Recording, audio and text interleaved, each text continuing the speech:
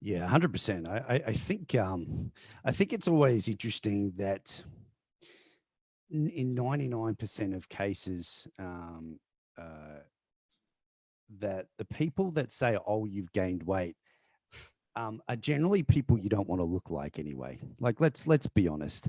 There is a reason why someone says something like that. It's usually because they're insecure about themselves.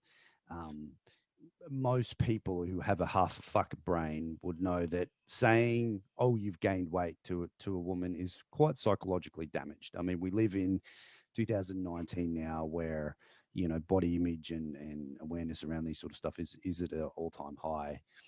And I always question somebody's motive behind that. And often, a lot of the times, it's not actually having a dig at you. It's they're trying to find something to make them feel better about themselves. So Mm, sometimes it can actually mean the opposite.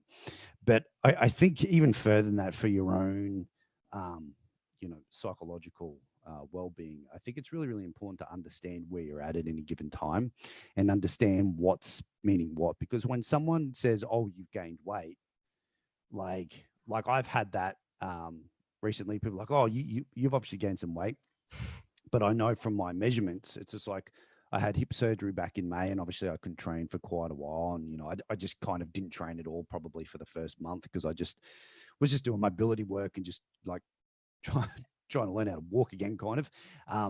So I just didn't really do any weight training, and then the month after that, I just slowly did everything, and then once I really felt like I'd gone on top of things by about 9 and 10 weeks, I've been really training pretty hard since, and it's been about it's no, maybe another 8 weeks post now, 9 weeks, something like that. And my training's been good. And I went from about 87 up to about 92. Now, 92 was kind of the weight that I was training at kind of the end of last year, before my hip injury kind of happened. And, once that happened, I had to stop squatting and leg pressing and lunging and all those kind of big movements. So obviously I dropped, weight down accordingly, because I couldn't do big movements. I didn't need to eat quite as much as what I was, and it was just relative to my situation. Now that's all fixed up and I'm getting back into it. People would say, "Oh, you've gained weight," but I know, based off, my consistency with nutrition, that the numbers that I'm tracking with my performances in the gym, the amount of work that I'm getting done in the gym, and my measurements, that the weight that I've gained is primarily lean muscle mass.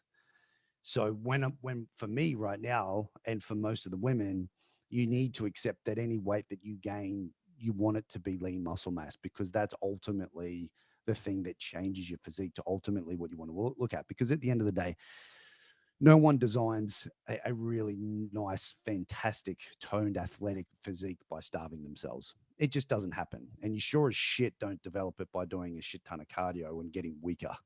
You know what I mean? Because that's what cardio is. It's a catabolic type activity. Like, you're not going to build muscle, you're breaking down muscle tissue for that.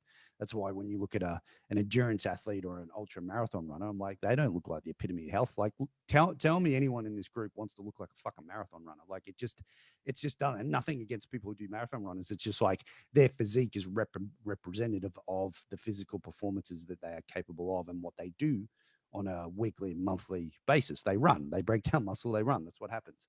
People who don't do that and lift weights will look like someone who has, a really nice, toned, athletic, stronger looking physique. I mean, that's the difference. So when it comes to you and understanding like any potential weight that you've gained, you need to look at that, what that actually means. Now, here's an example, right? I had like a what we call like a realignment call in Winter Life, when people are in this sort of situation. They kind of go, "Oh, I've just gained weight, and I'm just I see that on the scales, and the measurements really haven't changed all that much." Now, just to give you some context with this particular individual, this is an individual who has been a chronic dieter for many, many, many, many years, to the point where she has no menstrual cycle and hasn't had one for, I don't even know. Yeah, I mean, she's not old, she's mid 30s, but she's done, the 7 days a week training, and the, low carb, and like everything that you could possibly do to just try and remain small. But what she wants and what she was inspired by is, the pictures of Kitty and some of the other people who are in the program. Like, I don't want to be as big as Kitty, but I want to look more like that. And it's just like, well, you'll only be as muscular as Kitty when you're capable of lifting the type of weights that she lifts. So it's all relative to the individual. But this person's been with us for 11 months. Okay. And she was kind of looking at her measurements, and all of her total weight, and over it, it's gained massively, right? Well, massively, it's like 5.5 kilos. Let me just, I'm just going to do a quick screen share real quick. Now this Yeah, person, this is pretty awesome. yeah, this person's a little bit shy, so we'll keep it as is.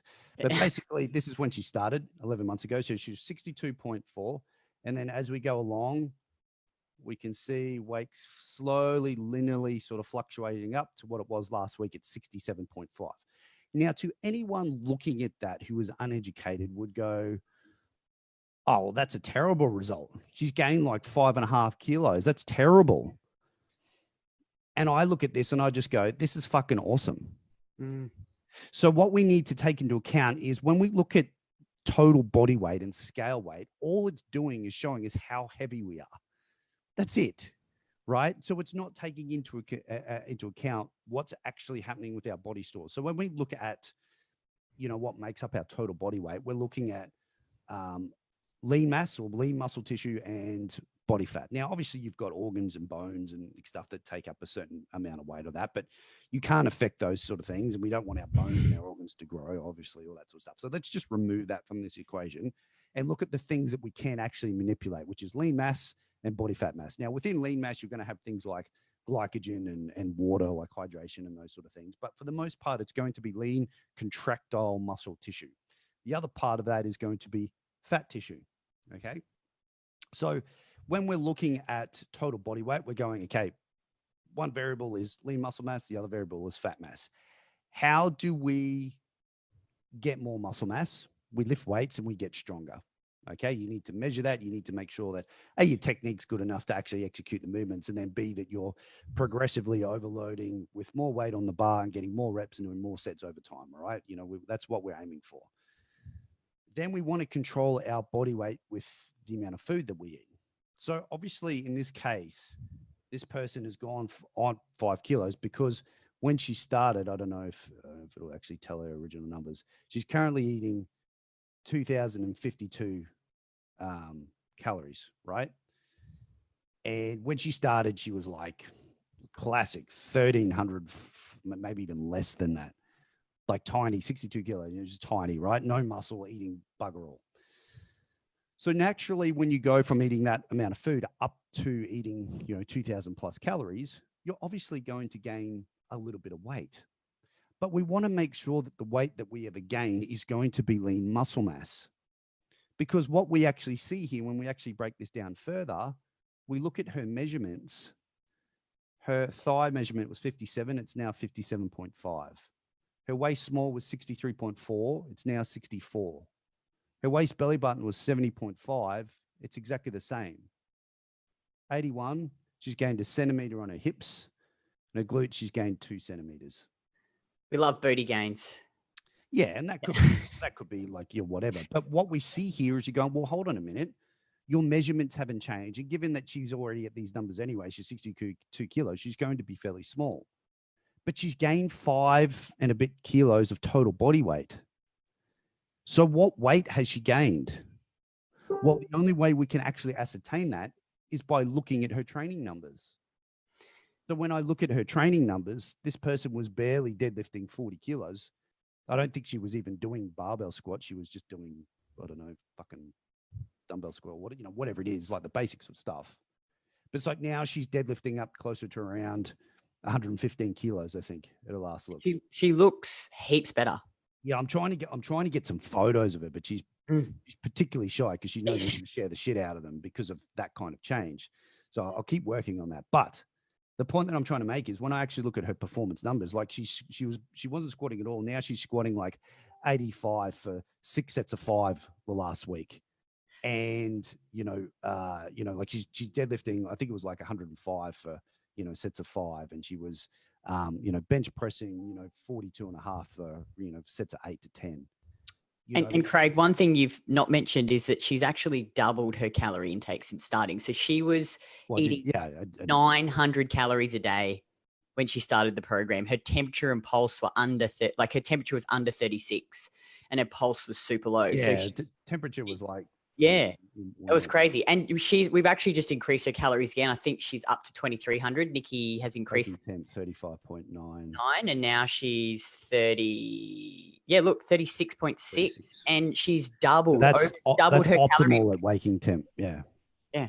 yeah, 36.4 waking, and you want to rise up to 36.7. So you can see how she's improved all her subjective and objective measures of metabolism. Doubled her calorie intake. She's still not there. Like, she still hasn't got her menstrual cycle back yet after all this time.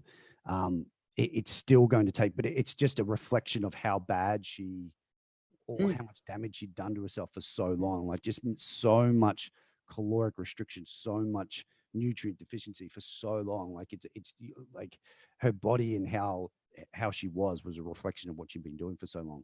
So it's taken a while to get out, but at the end of the day, all of those things are massively improving because of the fact that she's eating more food. She's being more specific with the foods that she's eating, you know, to improve her digestion and, you know, energy and obviously her training recovery, but also eating enough to fuel performance. So when we actually look at this and we just go, well, you're 62.4, you're now 67.5, anyone would go, oh, well, that's a bad result. It's like, well, hold on, let's actually have a look at what's happening. There's been very minimal change in measurement. So all the weight that's gone on has been lean muscle mass, because when we look at her training numbers, they've all exponentially increased.